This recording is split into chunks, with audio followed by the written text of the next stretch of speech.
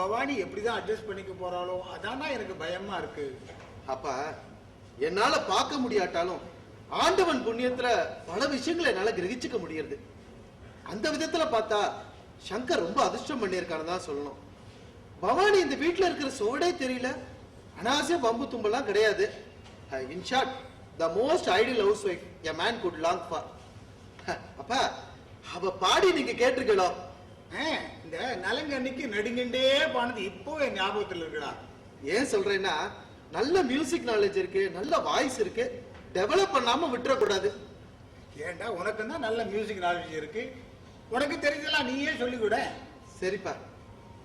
சுசீலா, அம்மா சுசீலா. என்னப்பா? ஒரு டோஸ் நல்ல காபியா கிடைக்குமாம்மா? மண்ணிக்கிட்ட நீங்க இப்படி கேட்டதுக்கு முதல் பாதி தான் கிடைக்கும். என்னதுடா?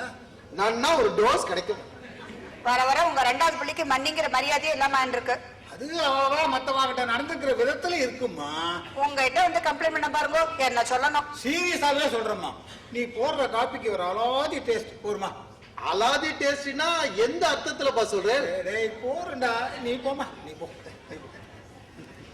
மண்ணே மண்ணே, எனக்கும் ஒரு டோஸ். டோஸ் தானே தர்றேன்.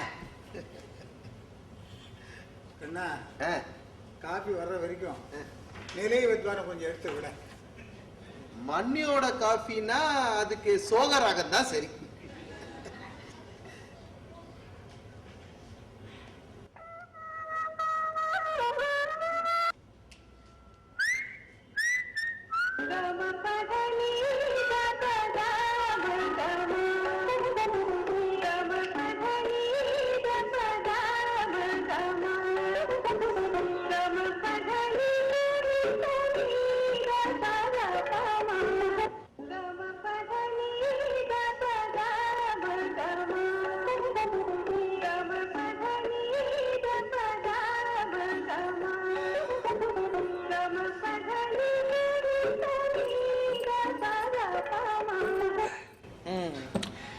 So Bhavani, how do you like this place?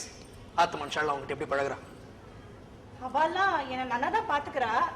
ஆனா என்ன தயங்குற? ஏதாவது ப்ராப்ளமா? சச்சா ப்ராப்ளம்லாம் எதுவும் இல்ல. என்ன? தனியா இருக்கதா ஏதோ மாதிரி இருக்கு. தனியா இருக்கியா? என்னடி பேத்துற? அதான் கிச்சாவும் கண்ணனும் துணைக்கு இருக்காளே. அதனால தான் சொன்னேன். What do you mean? ரெண்டு ஆம்பளைகள் நாள் பூரா இருக்கிற வீட்ல நான் தனியா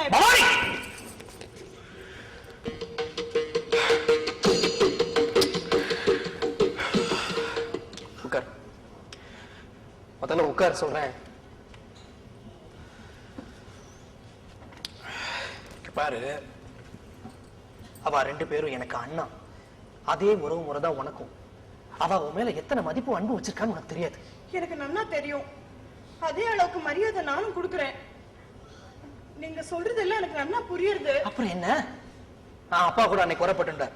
நாங்க எல்லாரும் கூடி பேசறச்சே நீ மட்டும் தனியா வேற ரூமுக்கு போயிடுற, ரொம்ப விட்டேத்தியா இருக்க, ஒதுங்கி ஒதுங்கி போற, ஏதோ இந்த வீட்டுக்கும் உனக்கும் சம்பந்தமே இல்லாத மாதிரி நடந்துக்கிற, எக்ஸெட்ரா எக்ஸெட்ரா. ஆனா நான் விட்டு கொடுக்கலையே. நீ கொஞ்சம் ஷை டைப், 4 வட்டத்துல எல்லாம் சரியாயிடும் சொல்லி சமாளிச்சிருக்கேன். இப்போ நம்ம மண்ணி எடுத்துக்கோ. எவ்வளவு ஃப்ரீயா சோசியலா பழகிறப்ப. எல்லாரும் ஒரே மாதிரி இருக்க முடியுமா? ஆரம்ப காலத்துல மண்ணியும் இதே மாதிரி தான் இருந்தா. அப்படி இருந்த மண்ணியா இப்படி மாறிட்டான்னு ஆச்சரியப்படுற அளவுக்கு ஆயிட்டா.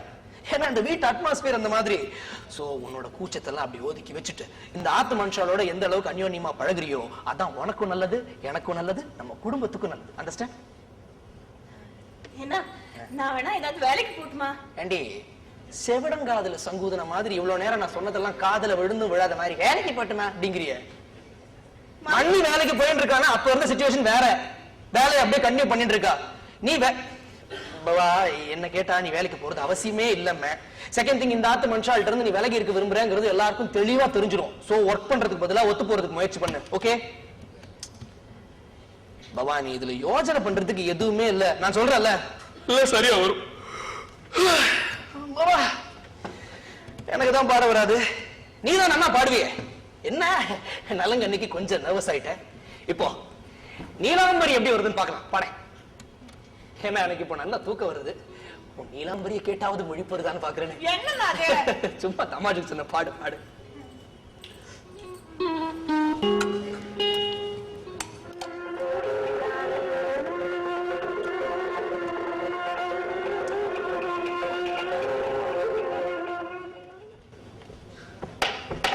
என்ன சங்கர், சௌக்கியமா? இந்த நிமிஷம் வரைக்கும் சந்தோஷமாவும் சௌக்கியமாவும் இருக்கு. சரி, பொய் சொல்லாத. இதுல பொய் சொல்றதுக்கு என்ன இருக்கு? பவானியை கல்யாணம் பண்ணிட்டு சந்தோஷமா இருக்கு. அப்படியா? சரி, பவானி எப்படி இருக்கா? நன்னாத்தான் இருக்கா. அவளுக்கு என்ன குறைச்சல்? அவளுக்கு ஒரு குறையும் இல்லையா? புதிர்லாம் போட வேண்டாம். என்ன சொல்ல வர்ற சொல்லு. சில உண்மைகள். என் கசின் ஒருத்தன் கல்கட்டால இருந்து வந்தான். பவானியோட டீட்டெயிலா எல்லாத்தையும் சொன்னான். அவ அம்மா போயிட்டான்னு நினைச்சுட்டு இருந்தோம் இல்லையா, அது தப்பு. உன் மாமியார் எங்க இருக்கா, என்ன பண்ணிட்டு இருக்கா தெரியுமா? எனக்கு எல்லாம் தெரியும். எல்லாம் தெரியுமா? தெரிஞ்சிருந்து இத்தனை நாள் ஏன் பேசாம இருக்க? என்ன தண்டோரா போட்டு ஊரை கூட்டி எல்லாத்தையும் சொல்லணுங்கிறியா? எல்லார்கிட்டையும் சொல்லியிருக்க வேண்டாம், அட்லீஸ்ட் என்கிட்டயா சொல்லிருக்கலாம் இல்லையா? உன்னை நான் ஒரு பொருட்டாவே மதிக்கல. உனக்கு இஷ்டம் இல்லைனாலும் என்ன மதிக்க வேண்டியிருக்கும். அம்மா என்ன பண்ணலான்னு இருக்க? எதை பத்தி?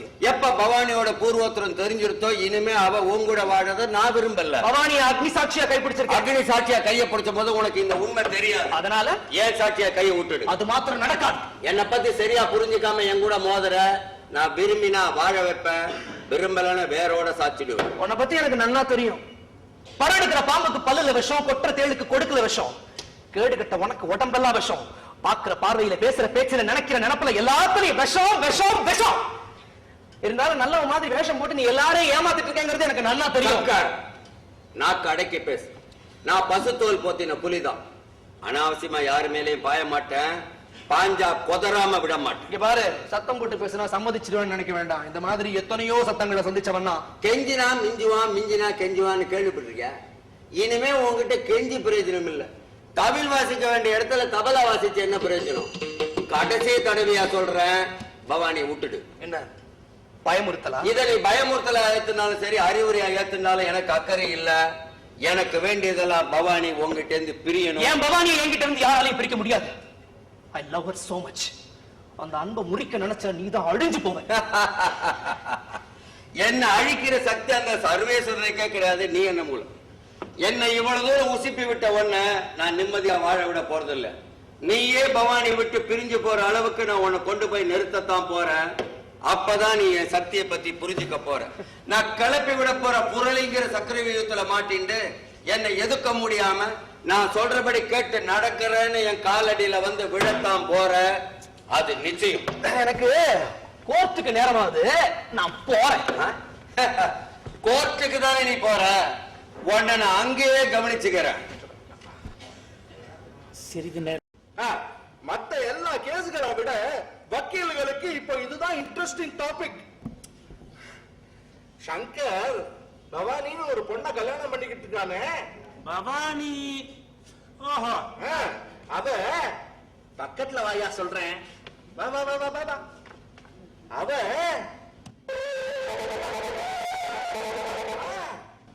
கல்யாணம் ஆகி 1 வருஷம் தான் ஆகுது. அதுக்குள்ள என்னெல்லாம் நியூஸ் வருதுங்கிறேன். சங்கருக்கும் பவானிக்கும் ஏற்கனவே தொடர்பு இருந்துச்சா. அவ அம்மா ஆற வரைக்கும் விஷயம் போயிடுச்சு. அதான் அவசர அவசரமா சங்கர் அவளை கல்யாணம் பண்ணிக்கிட்டான். அப்படியா?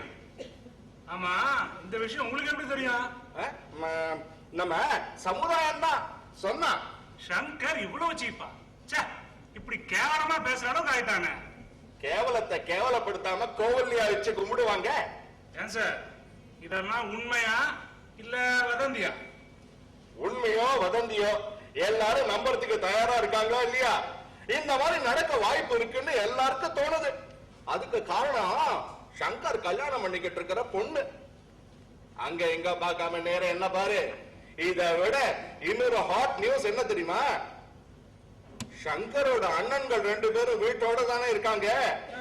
சோ அவளுக்கும் இந்த பொண்ணுக்கும்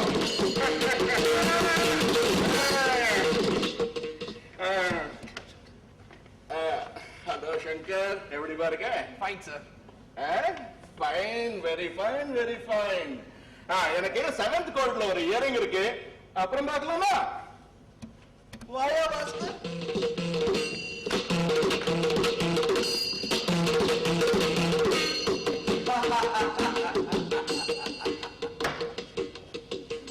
உன்கிட்ட க்ளோஸ் ஆயிருந்த ஆனந்த் கூட உன்னை பார்க்க பிடிக்காம எப்படி நழுவுறான் பாத்தியா? அதுவும் தவிர உன்னை பத்தியும் உன் வீட்டு மனுஷால பத்தியும் இந்த பில்டிங் முழுக்க என்ன பேசிக்கிறான்னு கேட்டியா? சும்மா பொழுது போலாங்கிறதுக்காக ஏதாவது அரட்டை அடிச்சுட்டு இருந்தா அதை கேட்டு அப்படியே ஆடி போயிடும்னு நினைச்சியா? போய் வேற வேலை இருந்தா பாரு. போய் சங்கர் போய்